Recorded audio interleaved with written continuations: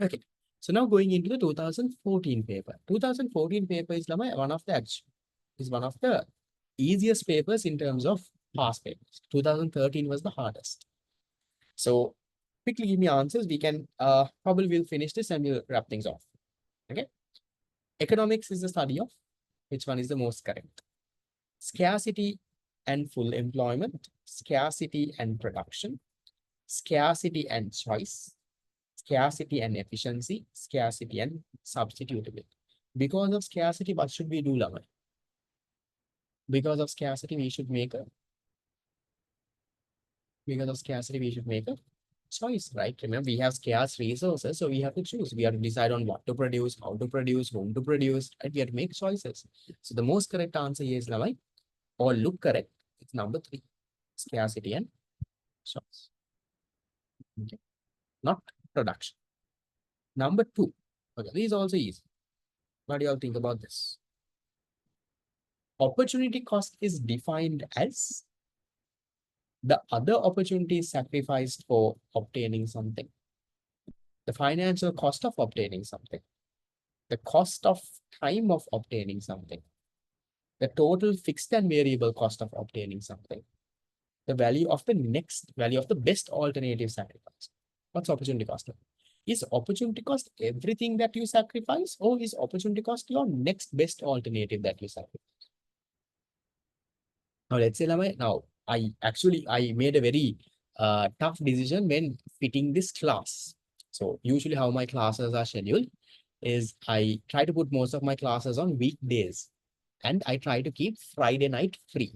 Right? Because I'm also human. I also go out with my friends. I also have fun. And also I try to keep the weekends free because in case, let's say I go on a trip, I also have life outside classes and work. So I usually try to keep it there. So then my Monday, Tuesday, Wednesday, Thursday, I already have classes at night. So then the option was for the past paper class, do I take a weekend or do I sacrifice my Friday night? So I decided, okay, I'm going to sacrifice my Friday night. No, I'm not married yet, but hopefully we'll be married soon. Uh, so, sorry, where was I? Okay, Friday nights, I made that choice. Now, if not for this class right now, I could have done a lot of things. I could have slept early. I could have gone out with my friends. I could have watched a movie. I could have done a lot of things. So is my opportunity cost all of that love? That's my question. Yes, I don't think I'm sad to get married.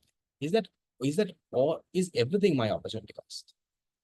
Is watching a movie, going out with my friends, sleeping, okkamal? Is it everything? Or is it the next best thing? Is it my best alternative? If not for, okay, let's say if not for this class right now, I would have gone out with my friends. That is my opportunity cost, right? So you can't say, Lama, you can't say opportunity cost is number 1 because number 1 says all the other opportunities. That's what it's meaning. So they're saying opportunity cost is the other opportunities sacrifice. So other opportunities is, Lama, in my case, going out with my friends, let's say sleeping, watching a movie, all of those are my other opportunities. All of those are not opportunity cost, Lama. Opportunity cost is my next best. Let's say my next best is going out with my friends. So the best alternative, if not for this, my best alternative is what? Going out with my friends. That would have been my opportunity cost.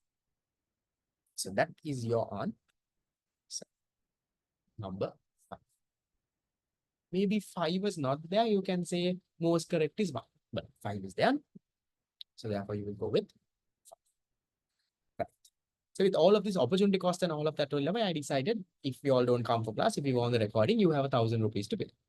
If I can sacrifice my Friday night for the next, I don't know, 4 or 5 months, stay at home and do this class, I don't want to be taken for granted. Simple as that, no? Other opportunities, yeah, you can consider them as trade-offs.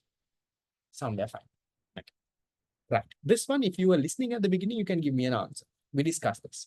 Out of the following, choose yes, it's the same girlfriend that I was talking about during A levels that I am getting married to. I'm not married yet. Out of the following, choose the correct answer that shows the correct features of an economic good. Existence of a production cost, existence of an opportunity cost, consumer has to bear a cost, existence of decreasing marginal cost. If you were listening, you can give me an answer. There is a production cost. Yes, Nilama, economic goods, there is a resource cost. There is an opportunity cost. Now, number three, I told you this clearly.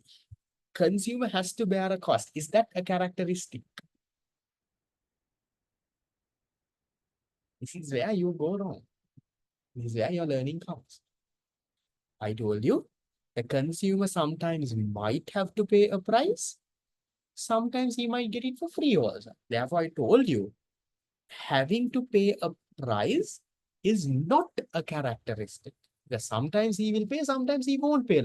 So consumers, now, for example, all of you all who are in this class right now. So we have one more person join. So we have the exact amount that was there in the parliament. We had 200 person there. We have exactly 225 in this meeting.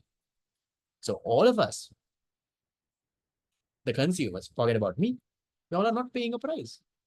This is an economic good. I'm sacrificing. I have a production cost to make my tubes, my electricity, my Wi-Fi.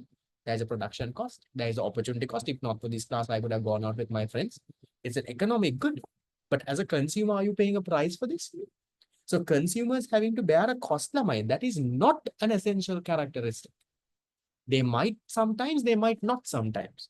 So don't give that as a feature. Decreasing marginal cost. Usually we learn this in unit number 4. Usually marginal cost for goods are upward sloping, rising. So you will not have decrease. So therefore answer number 1. Not answer number 3. Because consumer having to bear a cost is not an essential characteristic. Is that okay? Clear? Is that properly into your head? If you got it wrong, it will probably go into your head. So that now you know. Okay. So that 3 is done. Then we'll go into 4. Okay, this is easy now. Disappointing. You study so hard and go remember you do so much of past papers. You come to a past paper class and they give you questions like this. The functions of price in a market economy are signaling, functioning as a store of value, signaling, providing incentives, functioning as a measure of value, signaling, providing incentives, functioning as a, I think, store of value, providing incentives, functioning as a measure of value, signaling, providing incentives, and rationing. Answer. Come on, if you can't answer this, you've not studied, or 2, you've not been listening during class. Class means today's class. Number 5, no? Signaling, incentives, and rationing. Done. Okay. Yeah. Last 2 MCQs and we'll wrap it off for today. What about this? In a market economy, this is a good one. In a market economy, personal income is determined by. Okay, now if I ask you personal income, or we'll say household income, can you tell me how is your family's personal income? Another name for this is called household income. How is it determined by? Okay. How is it determined by?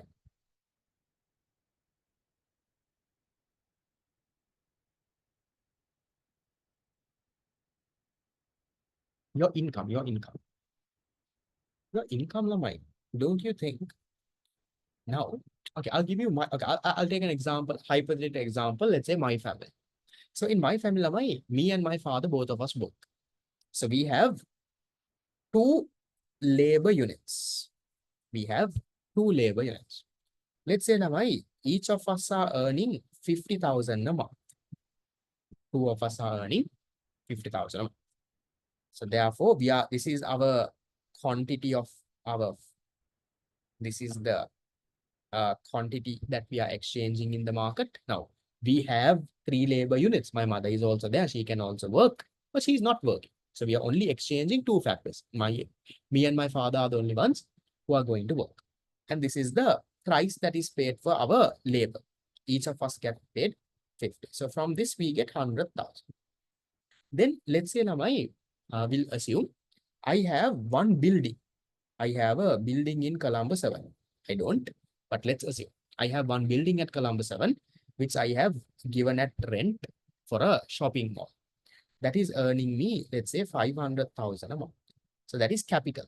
So that way my family is getting a 500,000. Let's say my mother, who is at home, she's not providing a labor, but let's say she's running her own, let's say, sewing business. So let's say she's a tailor, she's an entrepreneur.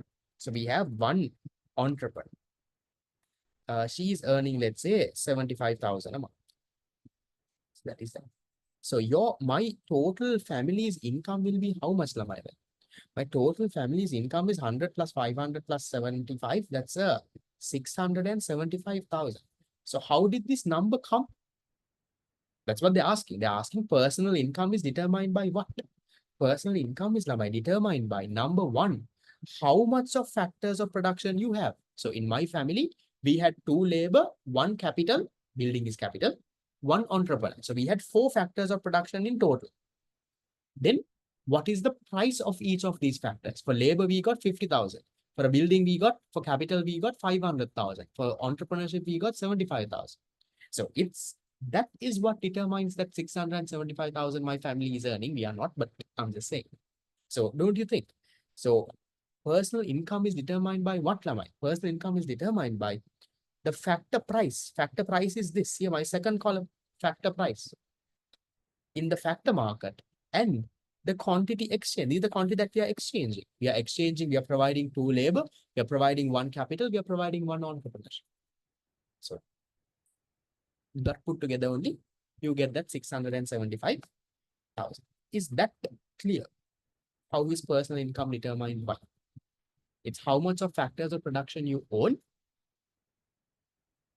Yeah, factor ownership also. So your ownership also matters, but then it's like this.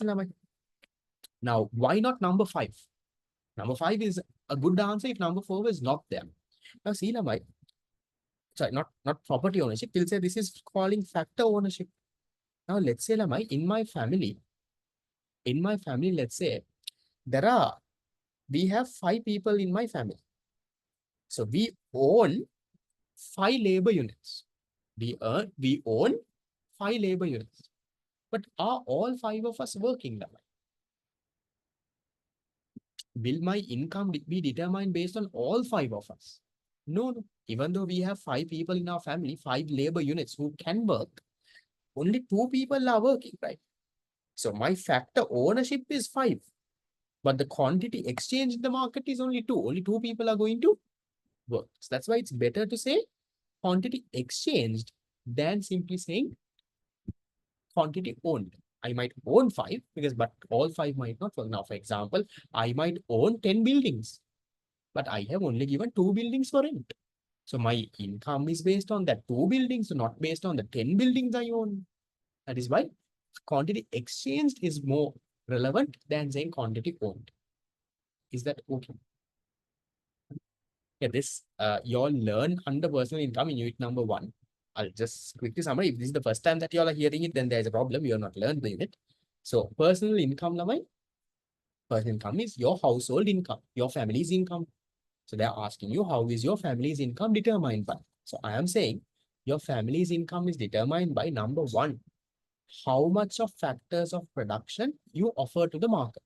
So I said in my example, my father and me are working. So we are offering 2 labor units. We have 1 building in Colombo 7, 1 capital. My mother is an entrepreneur doing something, so 1 entrepreneur. So we are offering 4 factors of production. For labor, we are getting 50,000 each. The 2 people, 100,000. For the building, we are getting 500,000. For the entrepreneur, we are getting 75,000. So total, my family is earning, let's say, 675,000. So how did that number come, Lamai? The factor price, 50, 575, and the quantity of factors that you exchange in the market. That's how number 4 is your answer. Hoping that one is fine. Does taxes affect personal income? It does affect personal income, but that's not the main determinant. Right. This one we did before also. Can you all give me an answer? This is the last one, and then we are done for today. A point inside the production possibility curve shows point inside shows unemployment, scarcity, obsolete technology, overutilization of resources, existence of unskilled labor. Which one? Point inside. If you're not falling asleep, give me an answer. I have 143 answers. There is around 60 people still. I know it's 9:30. Some of you all, it's past your uh, bedtime. At least now I'd be glad that you're not having classes at obsolete means outdated. You all know single medium students have classes at the midnight and all of that. And you know that your island rank and Z scores and all come based on those. It's not based on just your this thing. There are single medium teachers, Lama, who have these night classes. Class starts at 12 in the midnight and goes until 6 in the morning. Yeah. There are classes, night class. You just Google and see night class. Mostly the science and the math stream, but commerce stream fellows also have. Be glad you're not having a class like that. So compulsory units that come for the exam, all the units come for exam. Okay. I don't know how they study, but they sleep in the afternoon and they study at night. So this is number one, unemployment. Right. How did you all do out of 6? I think those questions were easy, Lama. 5 was a little tricky. 3 would have been a little tricky if you got the consumer cost part wrong. Apart from that, so I would say minimum 4 out of 6. At least 4 out of 6, you're somewhere there. Below that, that means you've got an easy one wrong. When you have theory classes, my theory classes are over. We have a fast track class that is going on. There are 3 classes a week, not optional. You have to attend all 3. Tuesday night, Wednesday night, Sunday morning. You get the recordings also. Right. So with that, we'll wrap it off. Scarcity is outside the PPC. Obsolete technology will be a shift in the PPC inside. Overutilization of resources. You can even say outside the PPC. Unskilled labor. PPC can shift. We'll go through these in a while. The link I'll send. Right. So with that, we'll wrap it off. For those who have questions, I got so much of questions. For those who have questions now, you can stay and clarify, and I will be there on Zoom. Okay, I'll end the recording here. I don't want all the nonsense that I talk to be there on the recording. I'll see you all again next week, Friday, same time. See you. Bye.